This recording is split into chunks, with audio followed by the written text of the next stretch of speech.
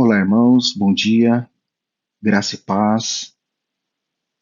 Meu nome é Jacena, sou um dos professores da nossa Escola Bíblica Dominical da Igreja Batista Betel. Como sempre, é um prazer estar aqui, podendo compartilhar nesse domingo pela manhã com vocês um pouco da palavra de Deus. Nós estamos seguindo o livro do Reverendo Hernandes Dias Lopes.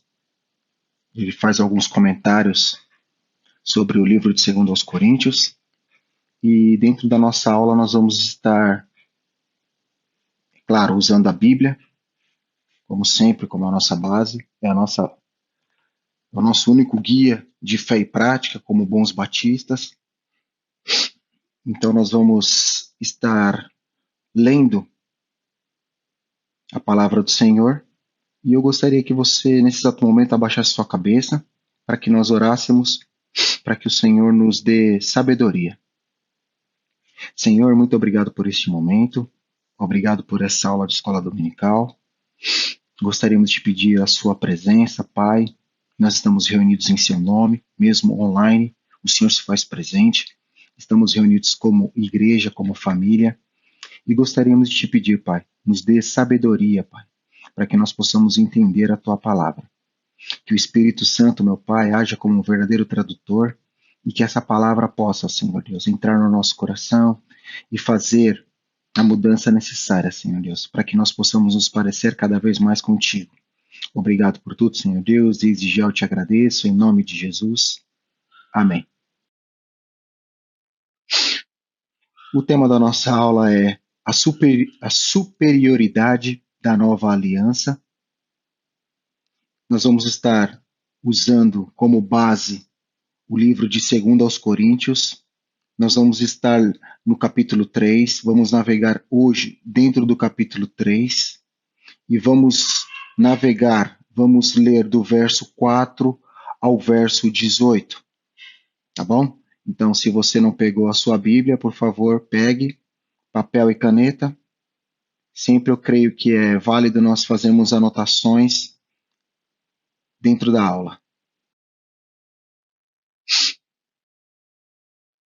A palavra do Senhor diz assim, em 2 aos Coríntios, capítulo 3, versos 4 ao 18. Diz assim: Tal é a confiança que temos diante de Deus, por meio de Cristo. Não que possamos reivindicar qualquer coisa com base em nossos próprios méritos, mas a nossa capacidade vem de Deus. Ele nos capacitou para sermos ministros de uma nova aliança na terra, mas do Espírito. Pois a letra mata, mas o Espírito vivifica. O ministério que trouxe a morte foi gravado com letras em pedras, mas em nosso ministério veio com tal glória que os israelitas não podiam fixar os olhos na face de Moisés, por causa do resplendor do seu rosto, ainda que devanecente. Não será o ministério do Espírito ainda mais glorioso? Se era glorioso o ministério que trouxe a condenação, quanto mais glorioso será o ministério que trouxe a justiça. Pois o que outrora foi glorioso, agora não tem glória, em comparação com a glória insuperável. E se o que estava se desvanecendo se manifestou com glória, quanto maior será a glória do que permanece. Portanto, visto que temos tal esperança, mostramos muita confiança. Não somos como Moisés, que colocava um véu sobre a face para que os israelitas não contemplassem o resplendor que se desvanecia. Na verdade, as mentes deles se fecharam, pois até hoje o mesmo véu permanece quando é lida a antiga aliança. Não foi retirado, porque é somente em Cristo que o véu é removido. De fato, até o dia de hoje, quando Moisés é lido, um véu cobre os seus corações. Mas, quando alguém se converte ao Senhor, o véu é retirado. Ora, o Senhor é o Espírito, e onde está o Espírito do Senhor, ali há liberdade. E todos nós, que com a face descoberta contemplamos a glória do Senhor, segundo a sua imagem, estamos sendo transformados com glória cada vez maior, a qual vem do Senhor, que é o Espírito, segundo aos Coríntios 3:18.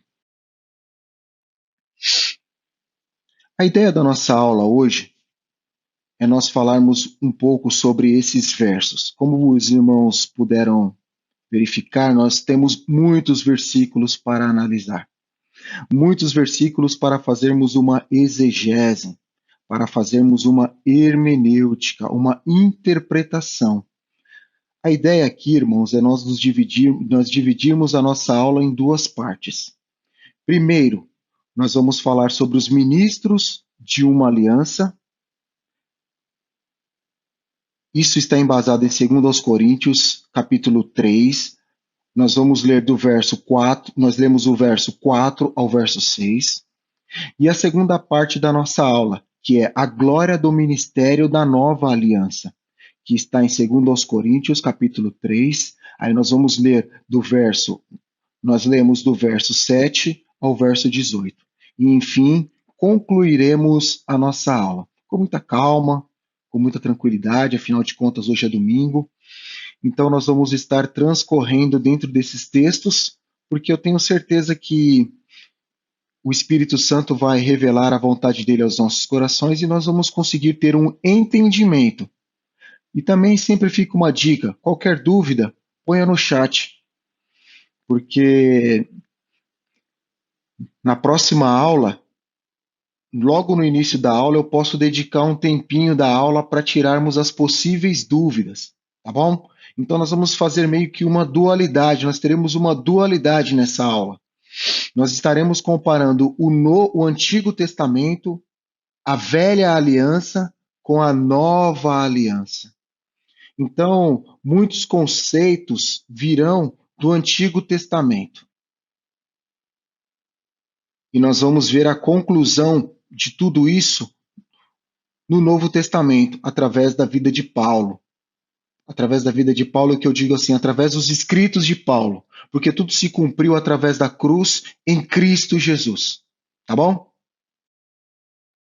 Então, 1 aos Coríntios, capítulo 3, verso 4 a 6, é a nossa introdução. Na aula passada, nós tivemos a grata honra de ouvirmos a aula do irmão Fernando, e o tema da aula passada foi justamente, deixa eu pegar aqui no livro, como termos uma vida vitoriosa. O segredo de uma vida vitoriosa. Então, o professor Fernando discorreu sobre esses segredos espirituais, que mais parecem um culto neopentecostal, né, irmãos? Mas nós conseguimos ver que quando nós analisamos uma aula ou um texto à luz da palavra, deixando a palavra falar, essa é a regra áurea da hermenêutica. Deixe que a Bíblia fale e deixe que a Bíblia se explique. Então nós conseguimos ver o erro que muitas pseudodenominações têm cometido. São os conhecidos como neopentecostais. Tá? Junto com essa teoria da prosperidade, tem arrastado, infelizmente, muitas pessoas a um buraco. E que eles estão pregando tudo. Os verdadeiros mercadores da morte, eles andam pregando tudo, menos Jesus, o Cristo crucificado. Mas aqui a gente consegue fazer um breve resumo dos 5 segredos de uma vida vitoriosa. Se você está querendo ter uma vida vitoriosa, meu irmão, minha irmã, estão aqui 5 segredos que o Fernando falou na aula passada. Se você tiver alguma dúvida, vai lá no nosso canal do YouTube da Comunidade Batista Betel e preste atenção na aula do Fernando. Então, o primeiro segredo é você manter um otimismo, você ter um otimismo indestrutível em Cristo. O segundo é você ter um sucesso constante. O terceiro segredo é você impactar as vidas. Muito legal nós falarmos sobre a procissão romana. Muitos ensinamentos. O quarto item é você ter uma integridade irrefutável. Ponto muito forte e muito esclarecedor, porque não se prega o evangelho de qualquer maneira. A vida do pregador tem que ser um verdadeiro espelho daquilo que ele fala no púlpito. Então nós temos que ter uma vida íntegra diante de Deus e diante da sociedade. E uma última parte, o último segredo é você ter uma realidade inegociável. Então esses são os 5 segredos para você ter uma vida vitoriosa. Quer ter uma vida vitoriosa, meu irmão? Aí, ó, 5 passos para que você tenha uma vida íntegra, uma vida abençoada diante de Deus. Em 2 Coríntios, capítulo 2, versículo 16, atravessando um pouco, ou pegando um gancho na aula do Fernando, Paulo ele lança uma pergunta no ar. Vamos ler aqui, 2 Coríntios 2,16, e ele fala assim: para estes somos cheiro de morte, para aqueles fragrância de vida. Mas quem está capacitado para tanto? Paulo, na verdade, ele joga uma pergunta ao ar, em 2 Coríntios 2,16. E Paulo, ele não responde em 2 Coríntios 2,16. E é importante nós salientarmos isso e entendermos que a maior parte das respostas que nós obtemos é para frente, tá bom? Então, o nosso plano de fundo de aula começa justamente em 2 Coríntios 3, versos 4 e 5, em que Paulo, o apóstolo Paulo, está dando uma resposta para esta dúvida que ele jogou em 2 Coríntios, capítulo 2, verso 16. E no verso 4 e 5 de 2 Coríntios, capítulo 3, ele fala assim, que tal é a confiança que temos diante de Deus, por meio de Cristo, não que possamos reivindicar qualquer coisa com base em nossos próprios méritos. Não é pelo que você faz, não é pelo que você pensa que é, não é pelo seu dinheiro, não é pela sua habilidade, não é pelo seu network, não é, irmãos. Olha o que o apóstolo Paulo está respondendo aqui à indagação que ele lançou em 2 Coríntios capítulo 2. Mas a nossa capacidade vem de Deus. Mais uma vez, a nossa capacidade vem de Deus. Amém? Então, tudo que nós fazemos, tudo que nós pensamos, tudo que nós planejamos, tá? Vem do Senhor. O homem pode fazer 1000 planos, mas a resposta certa vem dos lábios do Senhor. Amém? Por Cristo, Deus fez Paulo capaz de executar o ministério da nova aliança. Quando nós falamos de Paulo, irmãos, nós estamos falando do apóstolo de Deus, de um homem que entregou a sua vida incondicionalmente a Jesus.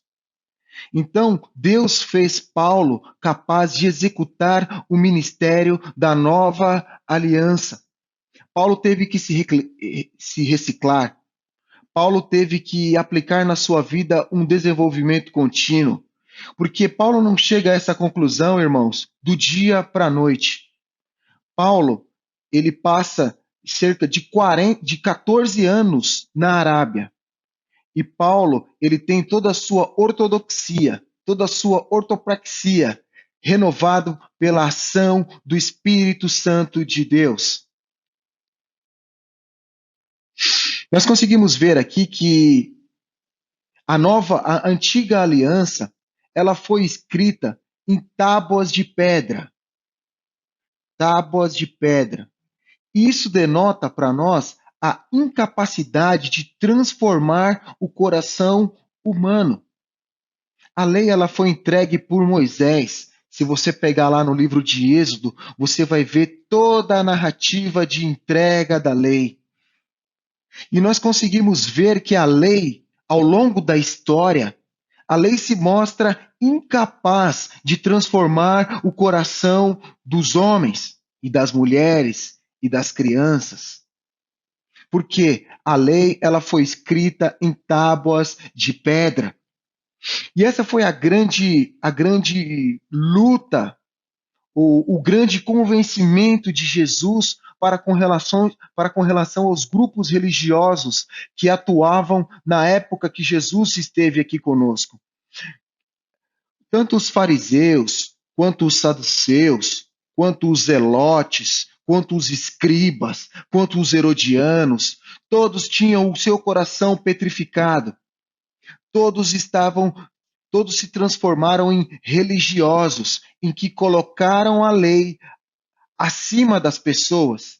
E a lei veio justamente com o objetivo contrário, né? Então nós conseguimos ver as narrativas de Jesus dentro dos evangelhos, em que Jesus ele combate veementemente essa falsa tendência moralista que os fariseus e os saduceus queriam colocar a lei que veio com o objetivo de libertar, se transformou em um aio, se transformou em uma pedra, se transformou em algo pesado, porque ninguém,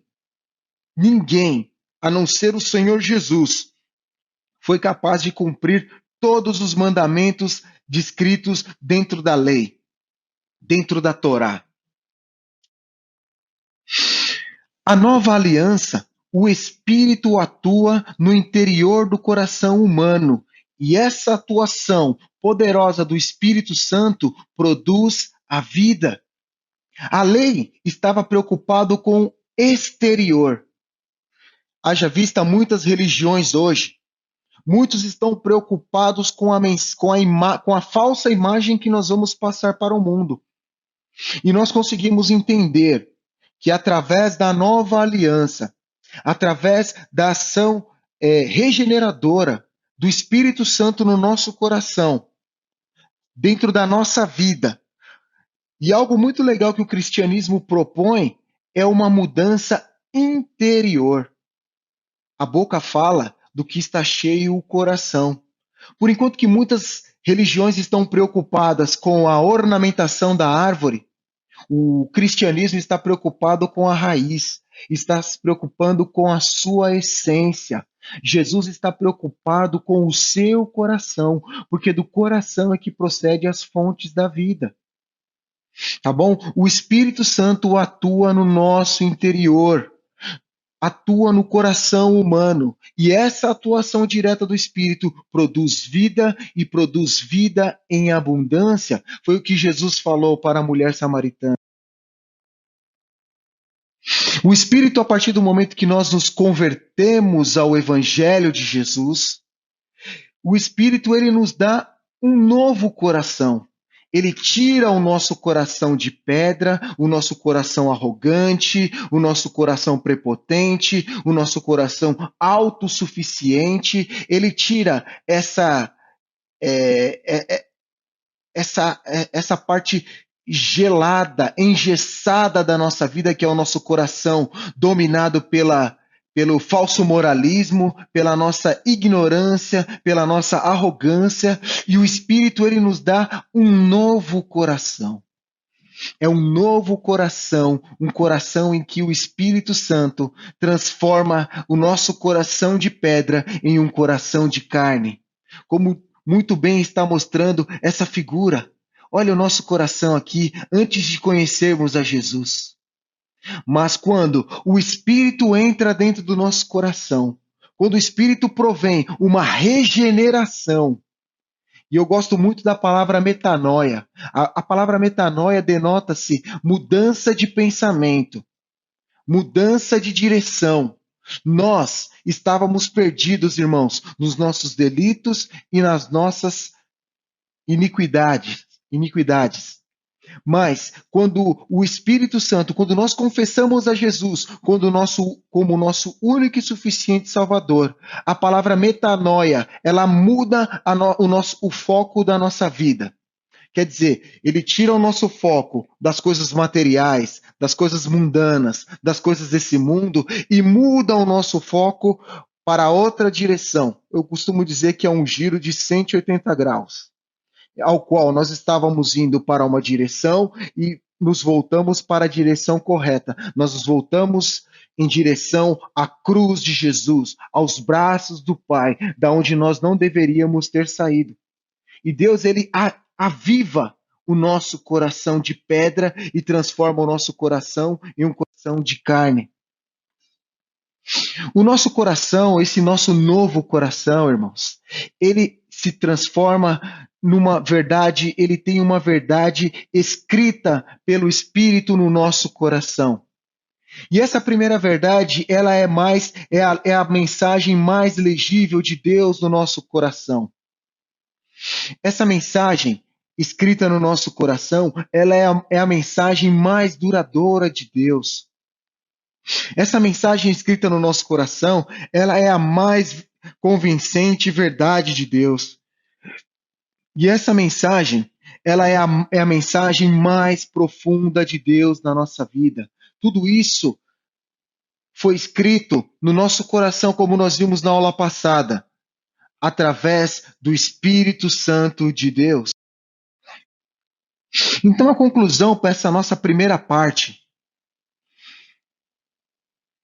diz assim, Frank Carver: essa é a diferença fundamental entre nós vivermos na velha aliança ou nós vivermos na nova aliança.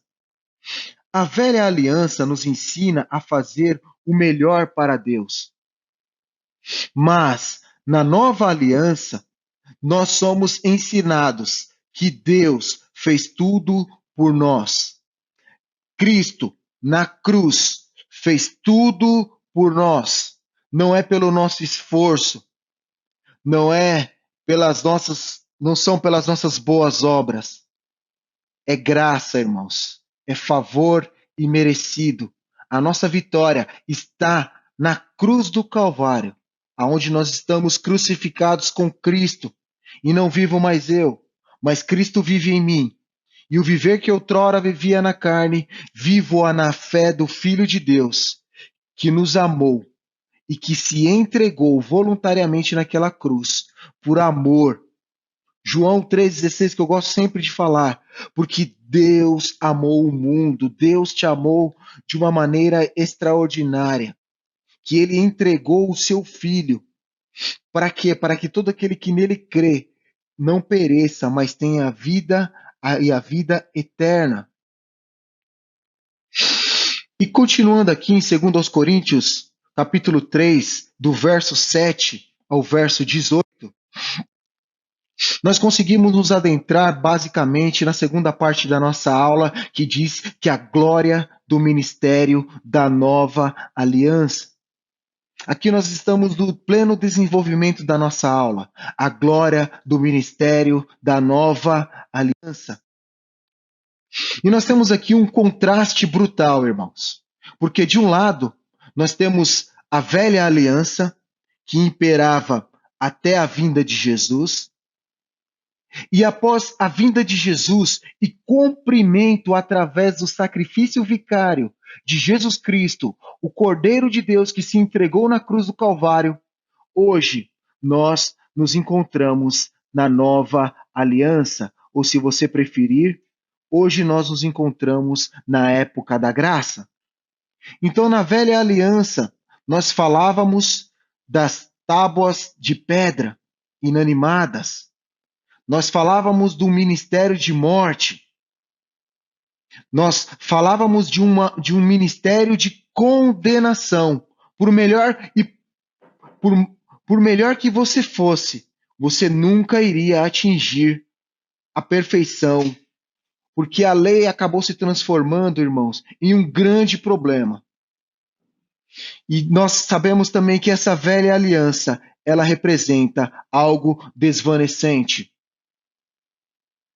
A nova aliança, ela traz as tábuas escritas, a tábua escrita de carne no nosso coração.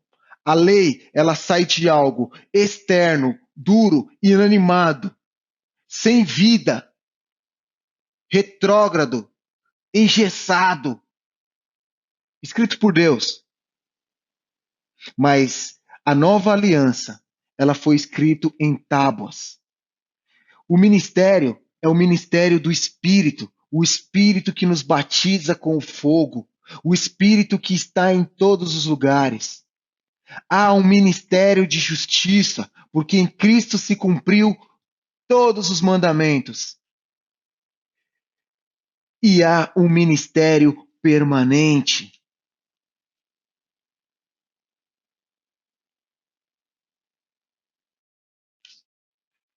Segundo aos Coríntios 3, 12 e 13, diz assim: tendo, pois, tal esperança, usamos de muita ousadia no falar. E não somos como Moisés, que punha um véu sobre a sua face, para que os filhos de Israel não olhassem firmemente para o fim daquilo que era transitório. Segundo aos Coríntios 2, ou 12, 13, 12 e 13. Viver na nova aliança, irmãos, é viver com ousadia, pois é viver confiado a Deus e não a nós mesmos.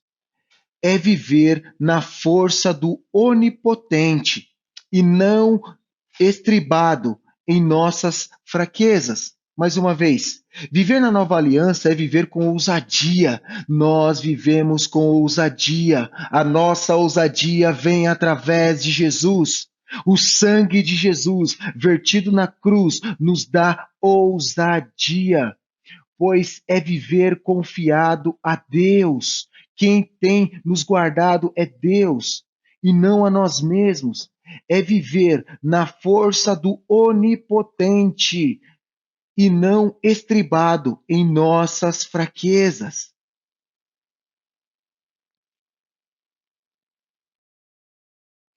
Portanto, tire a máscara. Qual é a máscara que você tem usado? Qual é a máscara que tem dirigido as suas ações? Nós somos crentes mascarados em determinados momentos, né? Se não é a graça do Senhor para descortinar, para tirar esse véu da nossa cara, irmãos, nós estávamos perdidos. A vida cristã deve ser um contínuo remover de máscaras, como nós podemos ver nessa figura. As máscaras estão sempre permeando a nossa vida. E a ideia que Paulo está trazendo aqui para nós é que nós devemos tirar a máscara.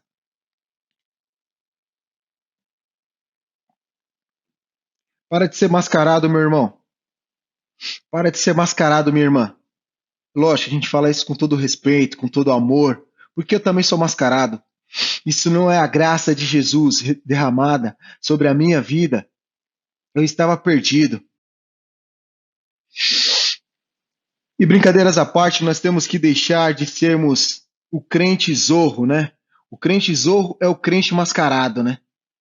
Nós somos mascarados. Temos uma máscara em casa, uma máscara no trabalho, uma máscara na rua, no trânsito. Para cada lugar a gente tem uma máscara, né? E eu pergunto para você, muito amorosamente, nessa manhã de domingo, por trás de qual máscara você tem se escondido ultimamente? Qual tem sido a máscara que tem dado tom em sua vida? Aquele que não tem pecado que atira a primeira pedra. Mas qual tem sido a máscara que tem comandado as suas ações. Aqui nós temos 5 exemplos. Lógico, existem N exemplos, irmãos. Mas como nós estamos navegando dentro do livro do Hernandes Dias Lopes, nós vamos pegar aqui alguns exemplos de máscaras, tá? E a primeira máscara que nós vamos estar falando aqui brevemente, dentro dessa balança da vida, né? Isso aqui é uma balança, irmãos. É uma balança, é a balança da vida, né? É o meio termo de Aristóteles, né? Mas vamos lá. Quando nós falamos sobre a máscara do legalismo, legalismo. Os fariseus puseram a máscara do legalismo e o véu do orgulho. Mas Jesus os desmascarou e os chamou de hipócritas, de sepulcros caiados, que honravam a Deus apenas de lábios, enquanto o coração estava longe do Senhor. Sempre os fariseus, sempre os fariseus, sempre os saduceus. Os fariseus não tinham coragem de confrontar os seus próprios pecados e condenavam a vida dos outros, aquilo que eles mesmos praticavam. A segunda máscara que nós vamos falar aqui é a máscara da pseudo-coragem. E nós vamos pegar aqui como exemplo Pedro, porque o apóstolo Pedro pôs o véu da coragem e da autoconfiança. E o que aconteceu com Pedro? Negou ao Senhor. Ele se julgou melhor do que os seus condiscípulos. Ele disse que estava pronto para ir com Jesus para a prisão e até para a morte. Parece a gente quando canta alguns hinos na igreja, né? Com o hino, na igreja, nós podemos tudo, né? Nós podemos romper em fé. Nós podemos andar por sobre o mar, né? Lê do engano, né? Na primeira dificuldade, meu amigo, a gente faz igual Pedro, afunda literalmente dentro do nosso egoísmo, da nossa prepotência. E além de tudo, negamos ao Senhor. Porque estava confiando à carne, vivendo na velha aliança, Pedro fracassou rotundamente e negou ao Senhor vergonhosamente. Só Jesus na causa, né? A terceira máscara, a máscara da filantropia. Eita, a filantropia gospel, né? Quanta gente tirando foto aí de cesta básica sendo entregue pro povo, né? E se autopromovendo em cima do trabalho dos outros, né? Mas segue o barco, né? Fica o exemplo aí de Ananias e Safira. Atraídas pelo exemplo de Barnabé e embriagados pelo desejo do aplauso humano, entregaram uma oferta aos pés dos apóstolos e trouxeram o dinheiro nas mãos, mas uma mentira no coração. Eles eram falsos filantropos, assim como diversos falsos filantropos têm se levantado na nossa sociedade. O desejo deles não era o de ajudar os necessitados, mas projetarem-se a si mesmos. Por isso, foram desmascarados e fulminados pela morte. Eles mentiram ao Espírito Santo e pereceram. Quantos falsos filantropos, quantos falsos defensores, quantos Robin Hood, né? Quantos Robin Hood nós temos na nossa sociedade, né? Não vou nem citar nomes porque não precisa, né? E a gente cai nesse conto do vigário, né? A gente cai nessa pegadinha do malandro sempre, né?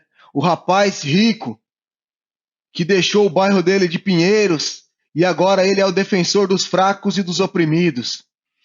Irmãos, não vamos nos enganar, porque assim como esse, muitos outros têm se levantado e têm enganado a muitos. Em quarto lugar, a máscara da honestidade. Os irmãos de José do Egito cometeram um crime e o esconderam durante 22 anos. Meu Deus do céu. Endureceram o coração, amordaçaram a voz da consciência e viram impassíveis as lágrimas de Jacó.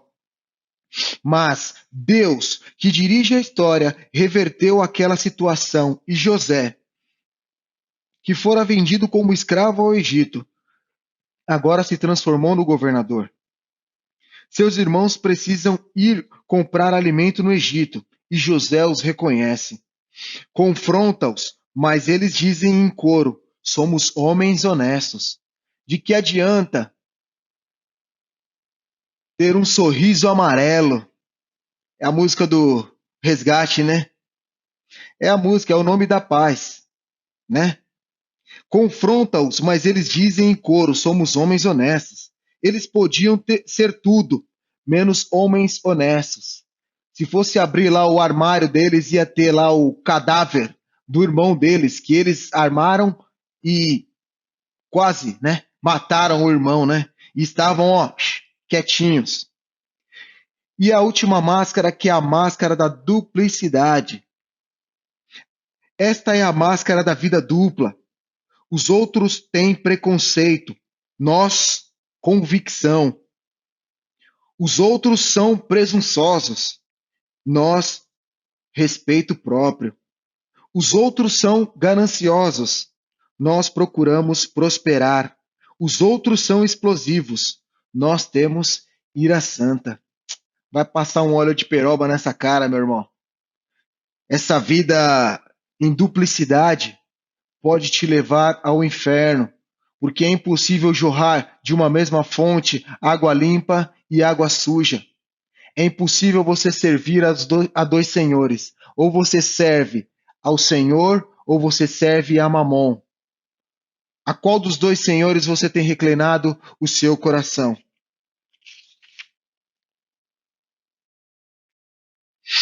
A remoção do véu, meu irmão, minha irmã, trouxe algumas vantagens ou alguns pontos em nossa vida que nós devemos observar. Porque o véu é removido somente através da conversão a Cristo. Cristo falou: eu sou o caminho, a verdade e a vida. Ninguém vem ao Pai senão por mim. A liberdade é alcançada somente através do Espírito Santo. O Espírito te libertou para que você tenha uma liberdade em Cristo. E a transformação progressiva, ela traz a transformação progressiva na imagem de Cristo. Quando o véu é removido, a transformação progressiva vem na imagem de Cristo.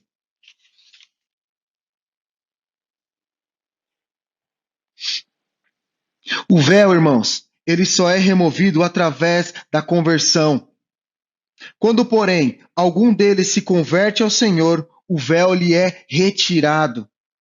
Pela conversão, as escamas caem dos olhos, o véu é removido do coração e a luz da verdade penetra na sua alma.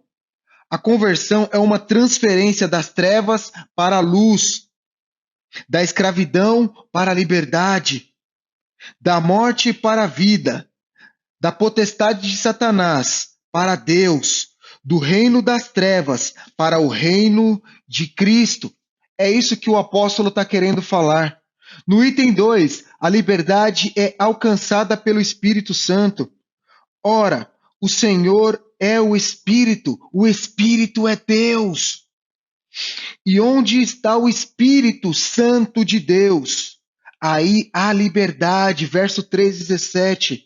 A velha aliança, irmãos, traz a escravidão, mas a nova aliança produz liberdade.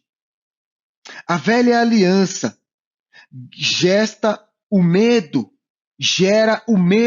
traz o medo, mas a nova aliança produz ousadia. A velha aliança nos leva a pôr máscaras, mas a nova aliança é uma remoção das máscaras, com o rosto sem make. É isso que o apóstolo está querendo falar. E essa transformação progressiva na imagem de Cristo, do verso 3:18, e todos nós com o rosto desvendado, contemplando, como por espelho, a glória do Senhor, somos transformados, de glória em glória, na sua própria imagem, como pelo Senhor, o Espírito. Verso 18. Esse versículo é o ponto culminante do capítulo. Na velha aliança, colhemos a escravidão, morte e condenação.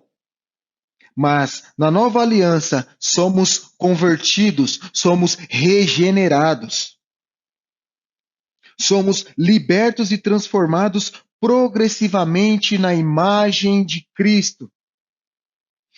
O véu é retirado do coração, e não apenas no ato da conversão, mas o processo da santificação é contínuo remover das máscaras. A nossa máscara é tirada continuamente. É o que a gente fala de na empresa que eu trabalho lá, de continuous improvement, melhoria contínua. Andar com Cristo, irmãos, é viver em uma melhoria contínua. Deus não apenas nos destinou para a glória, mas está empenhado em nos transformar à imagem do Rei da Glória. Romanos 8:29. O projeto eterno de Deus é nos transformar à imagem de Cristo e esculpir em nós o caráter de Cristo. Deus, ele quer esculpir em nossas vidas o caráter de Cristo.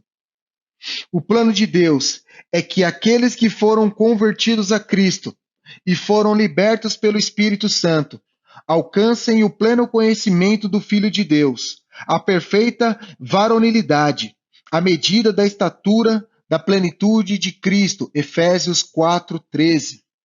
Hebreus 10:19-20. Por meio de Cristo podemos entrar no Santo dos Santos.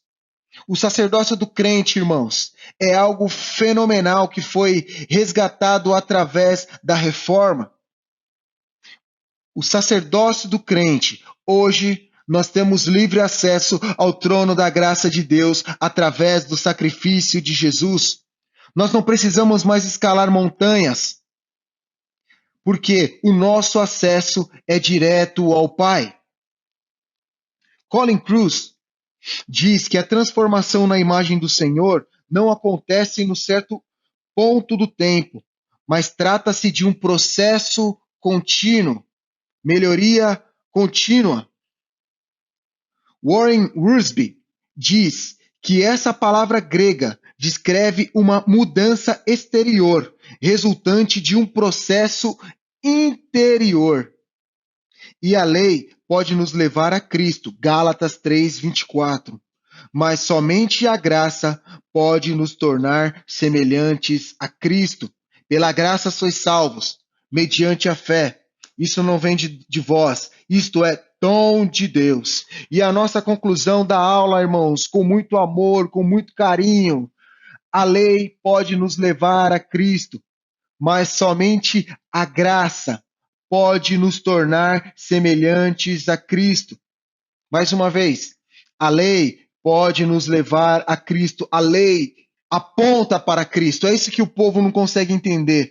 A lei direciona, aponta, sinaliza para o Calvário, mas somente a graça pode nos tornar semelhantes a Cristo.